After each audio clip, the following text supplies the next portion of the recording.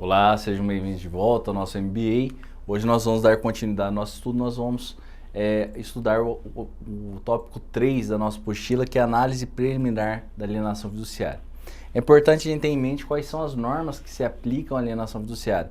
Nós temos alienação fiduciária de bens móveis, de imóveis, fungíveis e infungíveis, e nós temos diversas leis que regulam cada uma dessas espécies.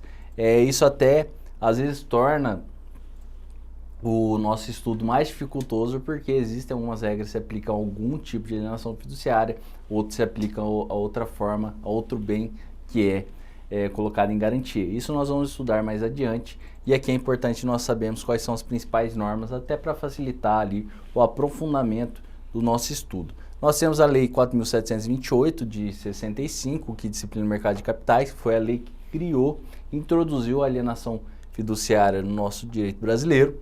Nós temos o Código Civil, que ele trata das alienações fiduciárias em garantia de bens móveis, e por muito tempo no Brasil nós só tínhamos a possibilidade de alienação em garantia de bens móveis.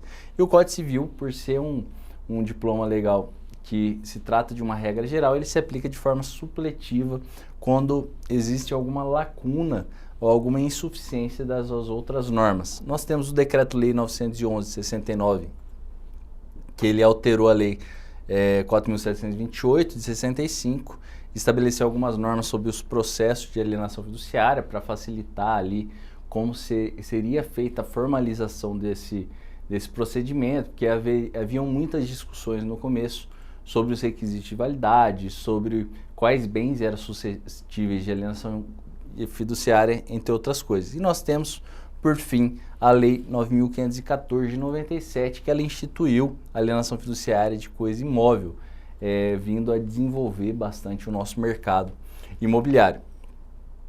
Essa garantia, como nós já falamos, ela veio resolver o problema das financeiras que, quando financiavam a aquisição dos bens, elas utilizavam alguns institutos que eram obsoletos, e esses institutos não garantiam a efetiva satisfação da dívida, porque muitas vezes você tinha algumas discussões envolvendo a venda dessa propriedade para outra pessoa, a existência de um terceiro de boa-fé que adquiriu aquele imóvel, entre outras coisas. Então, essa garantia ela veio facilitar essa concessão de crédito e tornar mais eficaz e mais segura essas transações.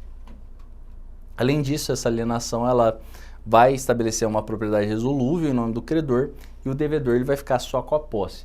Como nós já falamos nas aulas anteriores, a propriedade resolúvel ficará com o credor ele não terá ali a possibilidade de vender esse imóvel, entre outras coisas, mas a propriedade resolúvel ficará com ele, e o devedor ele ficará com a posse direta desse bem. Ele poderá usufruir do imóvel, mas ele não poderá vendê-lo, não poderá garanti-lo com outras dívidas.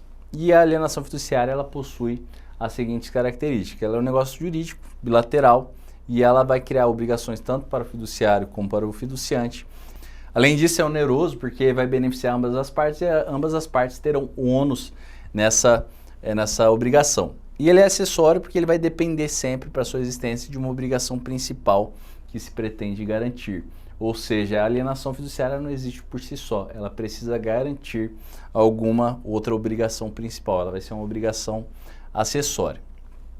Ela é um negócio jurídico formal, porque sempre é necessário para sua constituição um instrumento escrito, ele pode ser público ou particular, mas tem que ter um documento escrito. A gente não pode afirmar que existe uma alienação fiduciária em garantia dada de forma verbal. E ela é indivisível porque o pagamento das prestações não vai importar na exoneração correspondente ao que foi pago. Ou seja, se você deu em garantia um imóvel através de alienação fiduciária, o pagamento parcial desse imóvel não vai fazer com que reduza a propriedade resolúvel do credor e não vai aumentar a sua propriedade sobre o imóvel. O que extingue a propriedade resolúvel e o que torna a propriedade plena em nome do devedor é o pagamento efetivo da dívida. Então, há uma indivisibilidade e não há o pagamento parcial dessa garantia, não seja a diminuição dessa garantia. Então, se o devedor ele pagou 30% do imóvel, isso não vai impedir que esse imóvel ele sofra as consequências do inadimplemento quando houver um inadimplemento dessa dívida. Além disso, quando o devedor ele transfere essa propriedade resolúvel para o credor até que a dívida seja paga, isso demonstra que isso é uma alienação que é feita de forma temporária e de forma transitória, ou seja, é um negócio jurídico que tem natureza transitória e temporária, porque não há um ânimo definitivo de estender esse negócio jurídico no tempo.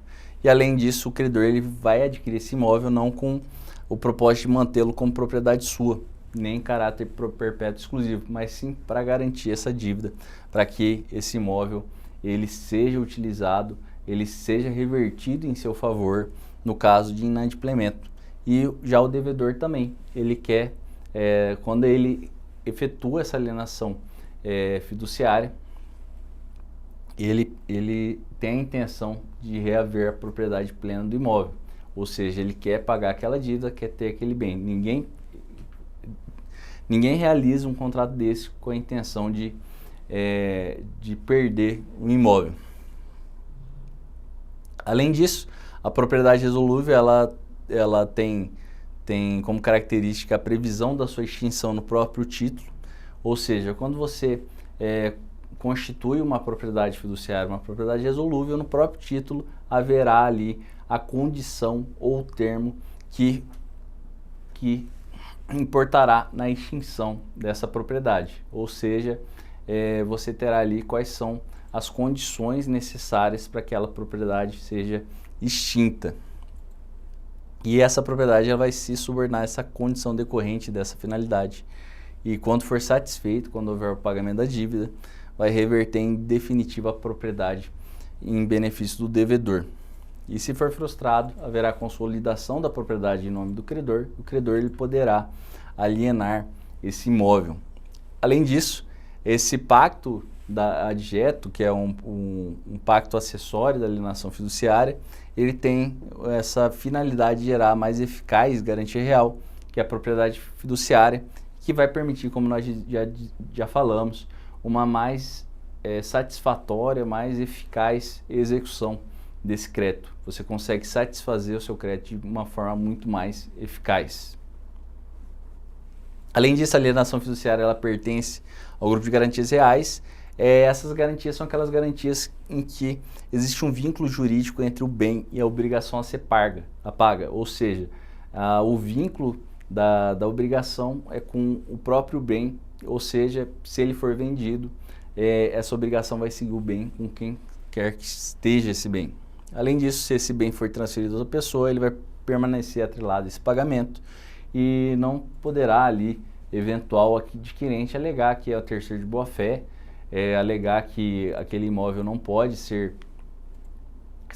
até a propriedade consolidada em favor do credor, porque a própria garantia ela se vincula ao bem em si e não ao devedor originário.